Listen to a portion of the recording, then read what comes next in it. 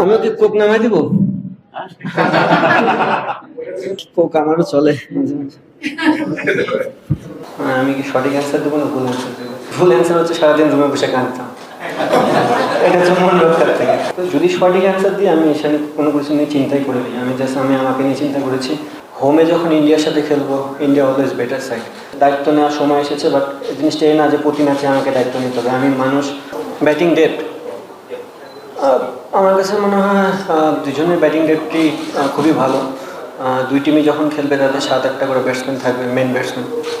আপনার পাকিস্তান সিরিজ আপনি দুই জনের মধ্যে যদি কম্পেয়ার করতে বলি, নিজেদের দলকে আগে রাখবেন নাকি ইন্ডিয়ার সঙ্গে কীভাবে কম্পেয়ার? দেখেন, আমরা পাকিস্তানে খুব ভালো ক্রিকেট খেলেছি। এটা আমার কাছে মনে হয় এটা পাস্ট হয়ে গেছে, বাট এখান থেকে আমরা কিছুটা কনফিডেন্স পেয়েছি। বাট হোমে যখন ইন্ডিয়ার সাথে খেলবো, ইন্ডিয়া অলওয়েজ বেটার সাইড।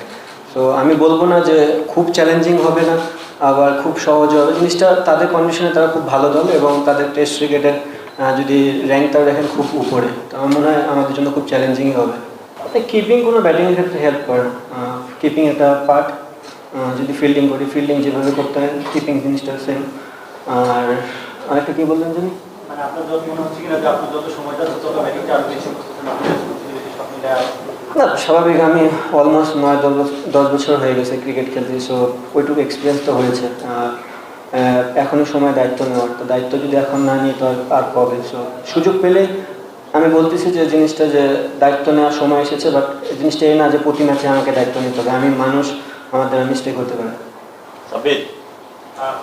দুই টেস্টের কথা যদি বলি, দুই টেস্টে লাস্ট সেশনের পরে বাংলাদেশ একটা কামব্যাক প্রতিটা ম্যাচে, দুই ম্যাচে আমি যদি বলি সেই লাস্ট সেশনে টিম মিটিংতে কতটুকু ইম্পর্টেন্ট ছিল এবং বাংলাদেশ কামব্যাক করার পেছনে আসলে ড্রেসিং রুমে রাখতে কেমন দেখছেন এই টেস্টে? আরেকবার একটু যদি বলতেন। লাস্ট সেশনের পরে দুই টেস্টে বাংলাদেশ একটা কামব্যাক করছে, দেখা গেছে প্রথম সেশনে বাংলাদেশ ব্যাক করেছিল, পরবর্তী লাস্ট সেশনের পরে একটা ভালো কামব্যাক করছে। এখানে টিম মিটিং এর ইম্পর্টেন্স কতটুকু ছিল এবং ড্রেসিং রুমে আবার যদি বলেন। না, আপনি একটা খুব ভালো পয়েন্ট বলেছেন। এটা আমাদের আসলে প্লেয়ারদেরও ফোকাস করা উচিত, কারণ টেস্ট ক্রিকেটে সেশন যেহেতু জিততে হয়, প্রত্যেকটা সেশন অনেক ইম্পর্টেন্ট। আমার কাছেও এটা জিনিসটা ব্যক্তিগতভাবে মনে হয়েছে যে আমরা প্রতিদিন যাই ফার্স্ট সেশনে খুব একটা আমাদের যে 100% ক্রিকেটে খেলতে পারি না, স্পেশালি বোলিং ব্যাটিং দুই দিক দিয়ে। তো এখানে একটা বিশাল বড় ইমপ্রুভমেন্টের জায়গা আছে। আর দেখেন, ড্রেসিং রুমে আমাদের সবসময় পজিটিভ মেন্টালিটি কথাবার্তাই হয়, আমরা কীভাবে কামব্যাক করতে পারি, কীভাবে গেমটাকে চালাতে পারি। সো এটা তো সবসময় পজিটিভ ওয়েতেই কথাবার্তা হয়, বাট একটা জিনিস যেটা ভালো যে আমাদের ওখানে একটা ইমপ্রুভমেন্টের জায়গা আছে, এবং আমরা চেষ্টা করবো এই জিনিসটা ভালো করার। টেস্ট ক্রিকেটের আপনি যে ব্যাটিং যেই ধারায় ব্যাটিংটা করেন, আপনি কি মানে এখন বুঝতে শিখেছেন যে জাস্ট ক্রিকেট টিকে থাকাটা মানে রানটা করাটা খুব বেশি ইম্পর্টেন্ট? মানে আমরা ডিফেন্সিভ মাইন্ডসেটে অনেক প্লেয়ার টেস্ট খেলে, আপনি কিন্তু সেই মাইন্ডসেটে খেলেন। মানে এটা আসলে মানে from batting point of view এটা কি মানে আপনার টিমেরই একটা প্ল্যান থাকে, নাকি আপনি নিজেরই একটা প্ল্যান যে আমি বোলিং অ্যাটাকটাকে করবো, মানে জাস্ট ডিমোরালাইজ করবো উইথ মাই শটস? আমি যে খুব অ্যাটাকিং ক্রিকেট খেলি জিনিসটা তা না। আমার মনে হয়, আমার কাছে যে বলটা মনে হয় স্কোরিং জোনের বল, আমি ওইটাকে স্কোর করার চেষ্টা করি। আর অবশ্যই এখন যে কোনো ফর্মেটেই আপনি দেখবেন রানটা প্রাধান্য মানুষ বেশি দেয়। আপনি যদি লাস্ট গেমে চিন্তা করেন বা তার আগের গেমটাও চিন্তা করেন, আমরা একটা জায়গায় যাই কিন্তু রান করতে পারতেছিলাম না। সো আমি নামার পর রানা বলে খেলাতে কিন্তু একটা ফ্লো চলে আসে। আমার কাছে মনে হয় যে এখন আমি যে ধরনের ব্যাটিং করি, বিশেষ করে টেস্ট ক্রিকেটে, পুরো ওয়ার্ল্ডে সবাই অ্যাটাকিং মুভমেন্টে ক্রিকেটটাই খেলে।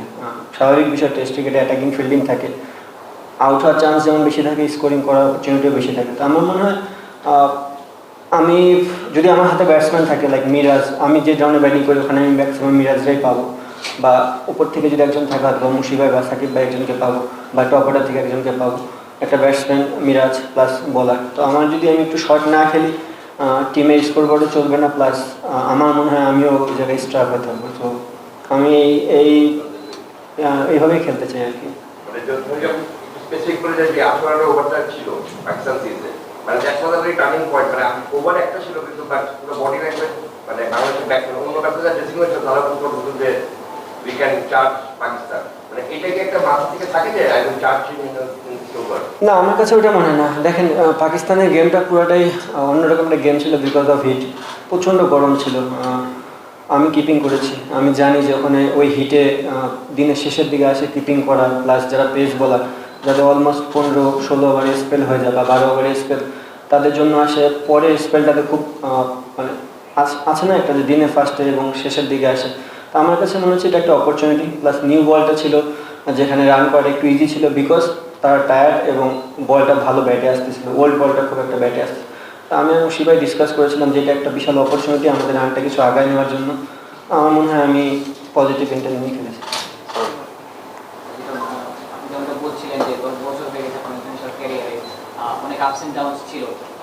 বিশ্বকাপের আগের সময়টা যদি দেখি যে আপনার ক্যারিয়ারের সব অনেক সবথেকে বাজে একটা সময় গিয়েছিল, সেই সময়টা মানসিকভাবে আপনি আসলে কী করে আসলে মানসিক এই চাপটা কাটিয়ে উঠেছেন, এই কিংবা বিশ্বকাপের লাস্ট ম্যাচে আপনি পারফর্ম করেছেন, তারপর 1.5 মাস সময়, এই সময়ের মধ্যে আসলে আপনি কী কী পরিবর্তন করেছেন যে আসলে আপনি উন্নত সফল হচ্ছেন, নতুন লিডার চালাতে? আমি কি সঠিক অ্যান্সার দেবো না ভুল অ্যান্সার দেবো? তো যদি সঠিক অ্যান্সার দিই আমি এখানে কোনো কিছু নিয়ে চিন্তাই করিনি। আমি আমাকে নিয়ে চিন্তা করেছি যে আমি কীভাবে পরিশ্রম করবো, কীভাবে বেটার করা যায়।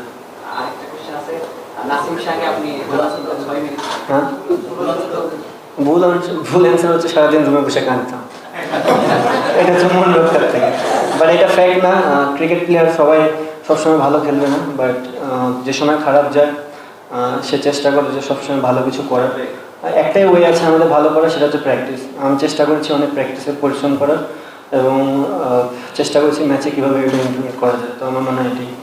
আরেকটা কোশ্চেন, নাসিম শাহকে আপনি 6 মেরেছিলেন, ওই সময় আসলে সিচুয়েশন যেটা ডিমান্ড করছে নতুন বলটাকে আপনি কাজে লাগিয়ে ওদেরকে ডমিনেট করতে দেননি, সেখানে আপনি মানে ভালো পারফর্ম করছেন আপনার জেদের কারণে, আপনি অ্যাটাকিং খেলতে চেয়েছেন সেজন্য।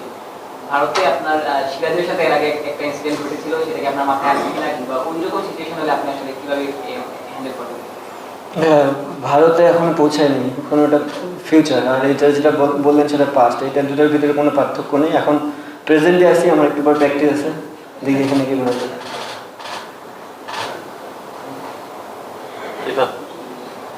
আপনি খেলা বলে ওপেনিং ব্যাটিং করেন এবং টেস্টে 6 নম্বরে দুই জায়গায় চাপ থাকে, ওপেনিং এ রান করতে হয় সেখানে চাপ থাকে এবং 6 নম্বরে আপনার কিন্তু আপনার পরে কিন্তু বাঁচতে হবে, আপনার চাপ থাকে। এই চাপটা সামাল দেওয়া মানসিক ব্যাটে কীভাবে তৈরি করে? চাপ ভাইয়া সব জায়গায়, শুধু ওপেন করলে চাপ আর 6 খেললে চাপ না। ব্যাটসম্যান না, এটা ভুল কথা। আমার থেকে ভালো ব্যাটসম্যান নিচে আছে, মিরাজ। তো ব্যাটসম্যান আছে, আর চাপ না। আমার কাছে মনে হয় টেস্ট ক্রিকেটে এমন একটা খেলা, আপনার হাতে অনেক সময় আছে। সো আপনি যখনই ব্যাটিং করেন আপনাকে 0 থেকে স্টার্ট করে সারাদিন সময় আছে আপনার ইমপ্লিমেন্ট করার। তো আমার মনে হয় চাপ না। আমি যেভাবে প্র্যাকটিস করি আমি চেষ্টা করতেছি ওইভাবেই খেলার। এখন তো এটা কতটা ইম্পর্টেন্ট পাকিস্তান সিরিজের ওই দিকটি, মানে ওটাকে পাস করে বাংলাদেশের প্রেসিডেন্ট ঢুকে যাওয়া, ওটা তো আসলে খুশি হয়ে গেছে। ওই ফর্মেট বাংলা মানে ইন্ডিয়ার আগে যে ওই সিরিজটা যেটা খেলছে আপনারা খুব ভালো খেলছে, মানে ওটাকে পাস দেবে জাস্ট সামনের দিকে তারা কতটা ইম্পর্টেন্ট কোনো টিমস করে। অবভিয়াসলি খুবই ইম্পর্টেন্ট। এটা আপনাদেরও একটু হেল্প করতে হবে যে আপনারা যদি ওই পাকিস্তান সিরিজ নিয়ে বেশি কথা না বলেন খুব ভালো হবে, বিকজ সামনে যে সিরিজটা আসছে এটা অনেক বড় চ্যালেঞ্জিং একটা সিরিজ। অ্যাজ এ প্লেয়ার আমার কাছে ওটা পাস্ট হয়ে গেছে। এখন সামনে যাওয়ার জন্য, বিকজ আপনারা জানেন ইন্ডিয়া বড় একটা দল এবং আমাদের বলটাও চেঞ্জ হচ্ছে, তো এই বলে আমরা খুব কমই খেলি। চ্যালেঞ্জিং হবে এবং আমাদের প্লেয়াররা খুব পরিশ্রম করতেছে, দেখা যাক কী হয়।